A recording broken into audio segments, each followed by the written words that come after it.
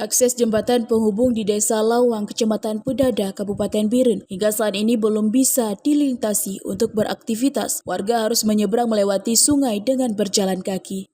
Selain itu, warga yang bertani kesulitan membawa hasil kebun mereka seperti jagung, pisang, dan sejumlah tanaman lainnya untuk diperjualbelikan ke pasar. Suryadi, salah satu petani, mengatakan semua aktivitas warga lumpuh total setelah putusnya jembatan Desa Lawang menuju Desa Hagu. Jembatan darurat sangat dibutuhkan oleh masyarakat Kampung Hagu dan Lawang.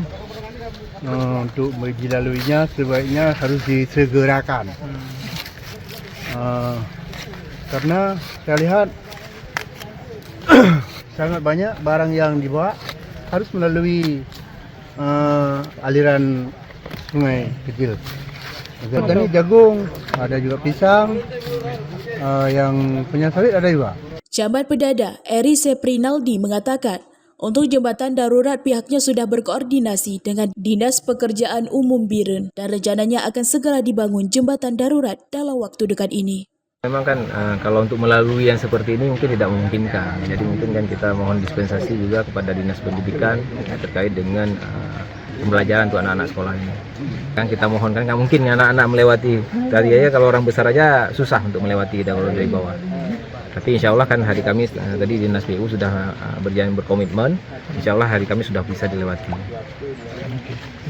Ya Pak, untuk akses kesehatan sendiri Pak, misalkan ada warga yang sakit, gimana ini dari? Kalau untuk sementara kayak seperti kemarin memang harus melalui dari bawah ini. Karena kemarin kan ada yang harus cuci darah masyarakat kita dari bawah mereka, dan alhamdulillah kan kemarin posisi airnya memang nggak deras dan bisa dilewati dengan jalan kaki.